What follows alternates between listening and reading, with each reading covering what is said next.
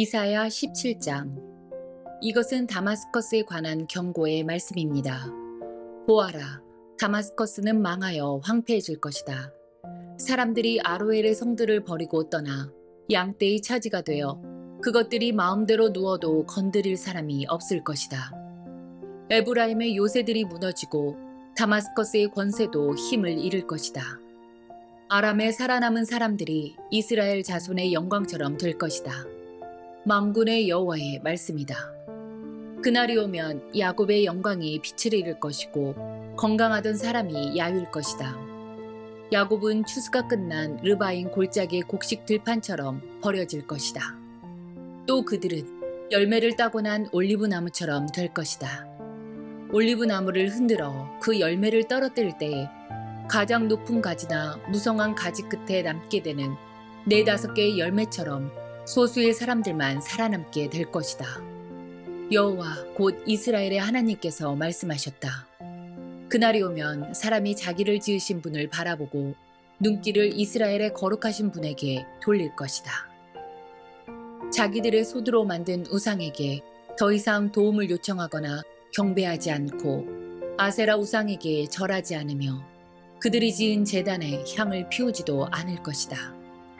그날이 오면 굳건한 성들이 텅 비어버릴 것이며 이스라엘 백성이 쳐들어올 때 히위 사람들과 아모리 사람들이 버리고 떠난 성들처럼 황폐해질 것이다.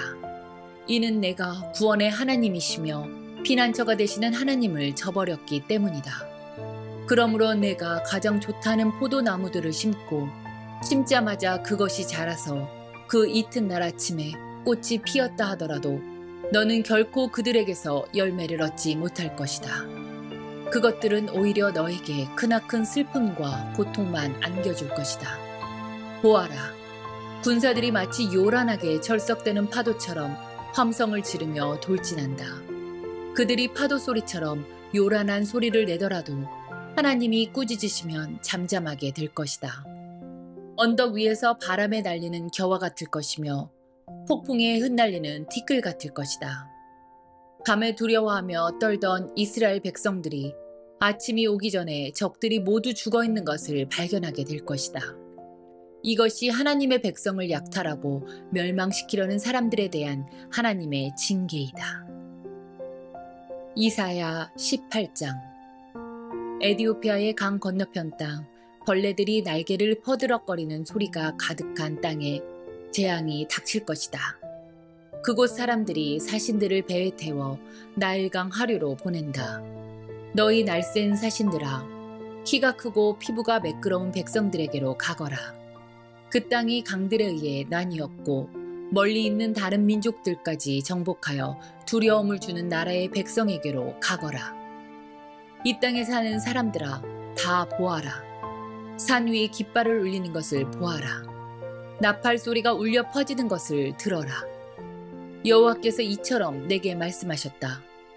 내가 나의 처소에서 뜨거운 더위 속에 내리쬐는 햇볕같이 가을 추술 때에 맺히는 이슬과도 같이 잠잠히 바라볼 것이다. 꽃은 피었으나 아직 추수하기 전 새 포도가 맺혀 익어갈 때에 칼로 나무를 베어버리고 가지를 찍어버리듯이 적군에게 이같이 할 것이다. 죽은 너희 군사들은 산새들과 들짐승들의 먹이가 될 것이다. 새들이 그것으로 여름을 나고 땅의 모든 짐승들이 그것으로 겨울을 날 것이다. 그때에 키가 크고 피부가 매끄러운 사람들, 어디에서나 남에게 두려움을 주는 백성, 다른 민족을 정복하는 강한 백성, 그 땅이 강들로 나뉜 나라의 백성이 예물을 가지고 만군의 여호와의 이름만이 높임을 받는 시온산으로 올 것이다. 이사야 19장. 이것은 이집트에 관한 경고의 말씀입니다. 보아라, 여호와께서 빠른 구름을 타고 오셔서 이집트로 들어가실 것이니 이집트의 우상들이 그 앞에서 떨며 이집트는 모든 용기를 잃어버릴 것이다. 내가 이집트 사람들을 부추겨 자기들끼리 싸우게 하겠다.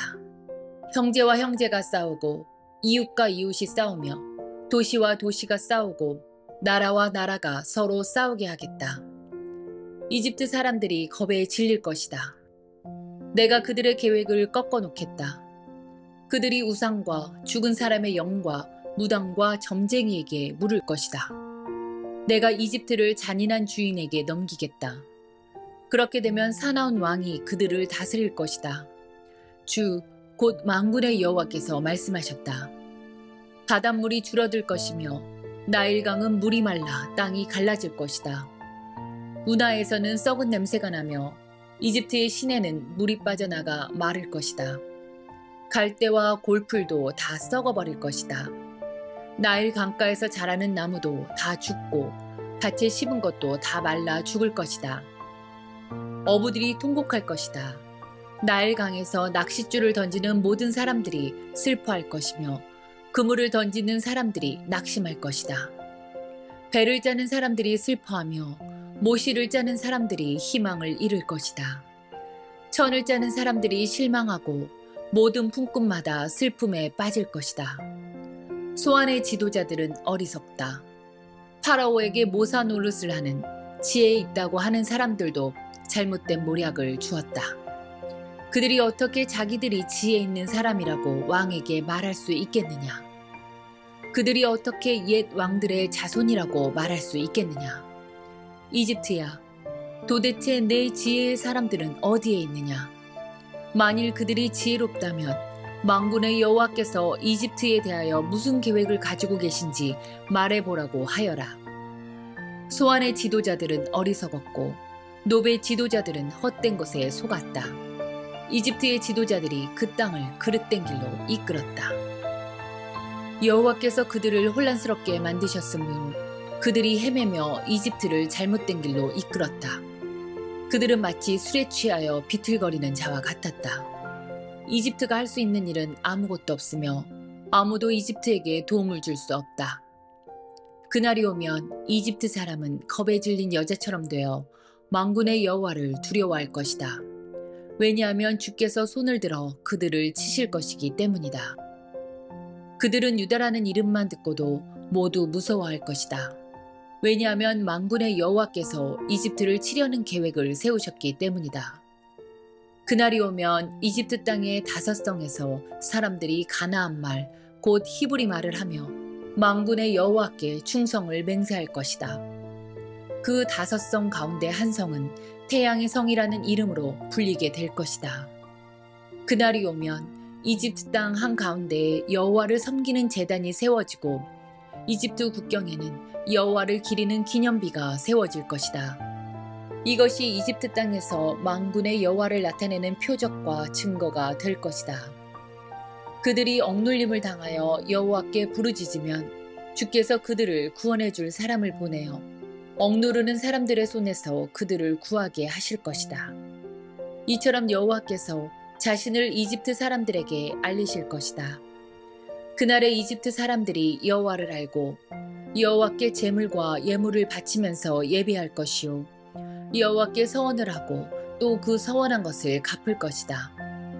여호와께서 이집트 사람들을 심판하신 후에는 그들을 고쳐주실 것이다.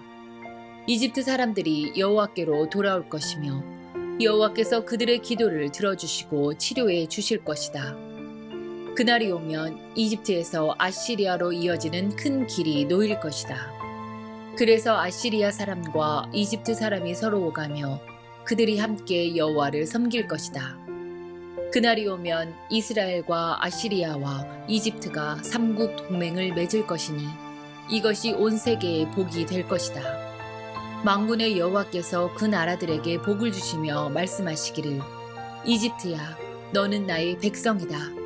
아시리아야 내가 너를 지었다. 이스라엘아 너는 내 것이다. 너희 모두 복을 받아라 하실 것이다. 이사야 20장. 아시리아 왕 사르곤이 보낸 군대 장관 다르단이 아스돗에 도착한 해의 일입니다. 다르단은 아스돗을 공격하여 그 성을 점령했습니다. 그때 여호와께서 아모스의 아들 이사야에게 말씀하셨습니다. 내 몸에 걸친 베옷을 벗고 내 발에서 신을 벗어라. 이사야가 여호와의 말씀대로 벗은 몸과 맨발로 다녔습니다. 그때 여호와께서 말씀하셨습니다. 내 종 이사야가 3년 동안 벗은 몸과 맨발로 다녔다. 이것이 이집트와 에디오피아에게 보여준 표적이요 징조이다. 아시리아 왕이 이집트와 에디오피아를 쳐서 이긴 후에 젊은이와 늙은이의 옷과 신발을 모두 벗겨 포로로 사로잡아 갈 것이다. 이집트 사람들이 엉덩이까지 드러낸 채로 끌려갈 것이다. 에디오피아를 의지하던 백성이 두려워할 것이며 이집트의 영광을 보고 놀라던 백성이 부끄러움을 당할 것이다. 그날이 오면 블레셋 바닷가 근처에 사는 백성이 이렇게 말할 것이다. 보아라, 우리가 의지하던 나라, 우리가 달려가 아시리아 왕의 손에서 구해달라고 청했던 나라가 이렇게 되었으니 이제 우리는 어디로 피해야 할까?